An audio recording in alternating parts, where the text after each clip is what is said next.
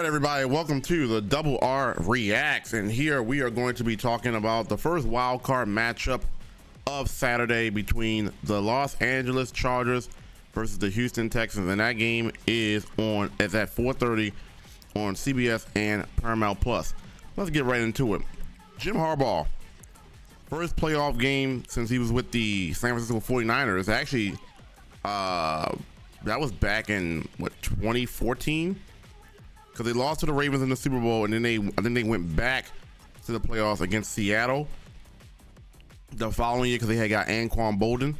But either way, it's been a long time since Jim Harbaugh has led a team to the playoffs. Obviously, he went to Michigan. All right, so the odds makers are favoring the Chargers in this by 2.5-point favorites. I actually agree with that. Houston doesn't have Tank Dell. They obviously don't have Stephon Diggs. They're gonna be without Shaq Mason. We'll get more into the injury report a little bit later, but I mean, you saw how the Texans looked against a really good team in the Ravens. And I'm not saying the Chargers are on that level, but they got beat at home 31-2 at home. Chargers got a good defense too. So Chargers on the road, if I was a betting man, which I am, I would actually take the Chargers. I would take the spread. I would take the money line. I didn't like the way the Texans looked that last home game on Christmas Day. Now, granted, they only favored by 3 points, but I think as a road team, I think that's actually not that bad. Matchup predictor: 52% saying Chargers, 47% saying Houston Texans. Now, let's break it down here. Quarterback matchup: Justin Herbert versus CJ Stroud. CJ Stroud, let's start with CJ Stroud. CJ Stroud had a great rookie campaign his first year in Houston. If you go look at the numbers this year, CJ Stroud didn't have his best year. Now, granted, you look at the numbers: 3,700 yards, 20 touchdowns, 12 interceptions. You're like, okay, that's not that bad. But if you remember what his rookie season was, CJ Stroud had a QBR 58.3, which is good, especially for a rookie. 23 touchdowns, 5 interceptions, 4,000 passing yards. Now, granted, they brought in Stephon Diggs. Stephon Diggs got injured. Tank Dell did play most of the season, but then he got hurt. But he was having an okay average season even with Tank Dell in there most of the time. So CJ Stroud really hasn't had much to throw to over the course of the year. Now, they did get Joe Mixon to help him out, but compared to Justin Herbert, who is under first-year quarterback and first-year offensive coordinator in Greg Roman. Now, if you look at his statistics, his numbers were pretty good, considering that Greg Roman is a run-first quarterback. Look at this. Look at these numbers. 3,800 yards. He's 23 touchdowns. He only threw 3 interceptions the whole year. Let that sink in. He only threw 3 interceptions the whole year. Justin Herbert. Quarterback rating 65. So if we're looking at the quarterback matchup, the advantage goes to the Chargers. Justin Herbert has not turned the ball over as much. He's had a better quarterback rating, and he's had better overall receivers to throw the ball to. So we're getting back into this matchup. The 52% that you see here doesn't surprise me. And Chargers are top 10 in defense, and they were number 1 in scoring defense for majority of the year. So when you factor in CJ Stroud doesn't have anybody to really throw to, no Tank Dell, no Stephon Diggs. You got Joe Mixon, but Joe Mixon had a 1,000-yard year, but when you're really analyzing it, 1,000 yards in an 18-week season, 17 games played, isn't really that much. So I think over the course of time, we overvalue the 100 yards. 1,000 yards in a season doesn't hold the same weight as it used to. But then again, you can make an argument that it does because the league is passing more. But either way, Joe Mixon did have 11 touchdowns, so if they're gonna win this game for Houston, they're going to need to be balanced. I mean, they're going to need to be throwing the ball and running the ball to keep the Chargers honest. If it's one of those CJ Stroud drop back games where Joe Mixon isn't involved, he gets 9 carries, 10 carries the whole game, they're not going to win this game. You have to keep the Chargers off balance. You have to make them respect the running game. Joe Mixon is a very capable running back to respect if used correctly and used early. Otherwise, the Chargers are just going to sit back on CJ Stroud. I mean, you know they're going to load the box regardless because, like I said, he doesn't have many receivers to throw to. Justin Herbert, on the other end, he has the advantage. Ladd McConkey, he has Gus. Well, I don't know if Gus Edwards even still is Gus Edwards playing, but J.K. Dobbins is questionable. Let's look at the injury report. J.K. Dobbins is questionable. I think he got injured in that Ravens game, ironically.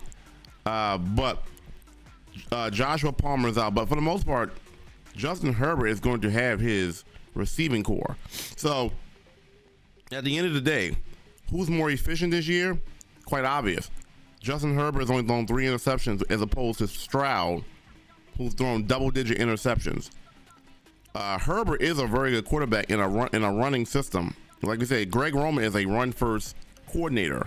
So at the end of the day, it's not going to be cold temperature. It's going to be in Houston Texans. They play in a dome. So I mean, this is well suited for the Chargers to go in there and get the win. Which is why, and we'll talk about this a little bit later about the Pittsburgh Steelers. The Pittsburgh Steelers had a chance to grab that number 5 seed if they had beat the Bengals, and they would have been traveling to Houston, which I feel like is a better matchup for the Steelers in terms of Mike Tomlin getting his first playoff win in a very long time. Going to Houston would have been more ideal if you're trying to get a win. Chargers, I'm not saying Chargers got a free win. I don't think this is a free win by any stretch of the imagination. But with the Chargers defense playing as good as they have been, and I mean, even though the Texans did win that last game against Tennessee, it's Tennessee. So can't really value too much in that. Let's look at the last 5 games for both teams here. Chargers, 3-game win streak. They were struggling for a little bit there against KC, Tampa Bay. That Tampa Bay game really shocked me how bad they had got beat that game. They lost to the Ravens at one point in time. But they bounced back. They beat Denver 34-27. That was a great game, by the way, that comeback game. Then they destroyed New England, and then they beat the Raiders. Now, granted, the last 2 teams really isn't much of a competition, but I would rather see a team going hot on a winning streak than going not looking their best. And so, say what you want about the level of competition that they have played leading up into the playoffs. They're winning games. And at the end of the day, that's really what all that matters. And let's look at the Texans. Last 5 games, you beat the Jaguars 23-20. Miami, you lost to KC. That was the game right there. I think that would have been a statement game had they won that game. 27-19. You got spanked by Baltimore, 31-2. You got to bounce back 23-14 win. Now, granted, as I just said, you want to go into the playoffs on a high note. So you got to win. Tennessee is like whatever, but you got to win.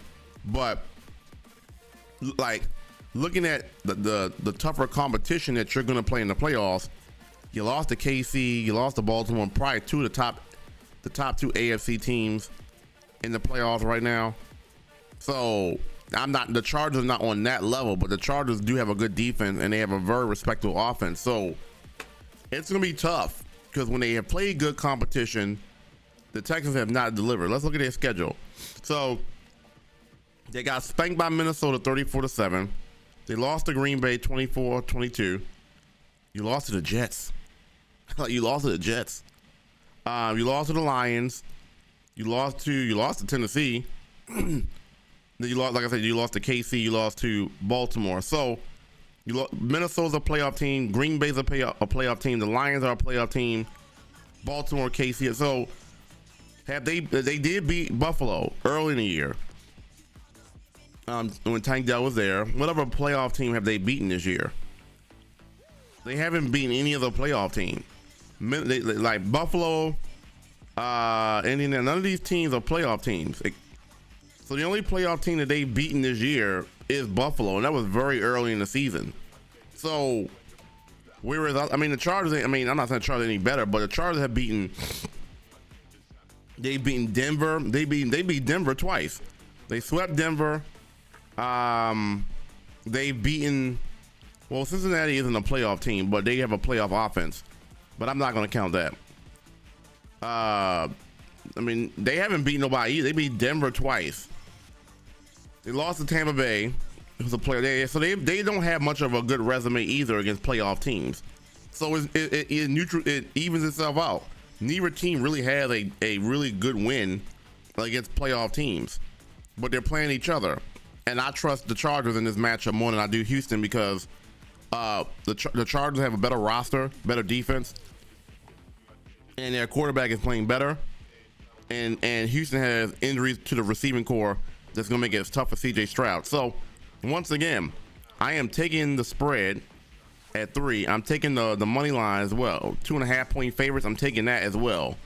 I think it'll be more like a 24-13 kind of game. Chargers 24-13. So I think they'll win by at least 2 scores. So I'm taking the spread. I'm taking the money line. The percentage is accurate. And we're really probably giving Houston the 47% because they are home. And technically they won their division, so they earned the home game. But as I mentioned, if you look at their schedule, they really haven't played anybody. But technically they earned a home game. So we'll see. But comment below what you think about this matchup, who's going to win. And if they do win, meaning the Chargers, they'll be taking on the Kansas City Chiefs most likely. So because, well, that's assuming that Buffalo loses to Buffalo loses to Denver. If Denver beats Buffalo, then Denver will go to KC. Otherwise, if Denver loses and Chargers win, Chargers are going to go to KC to play Patrick Mahomes, and that would be interesting. Not to try to look too far ahead, but that's a division rival who the Chargers almost beat. You almost beat them in December, and then the other matchup, you lost 17-10. So basically, that tells me the games have been close. You held KC to 17 points and 19 points. So KC didn't even get 20 points in either matchup. Now KC's offense has been looking better over the last few weeks. So we'll see, but let's not jump ahead.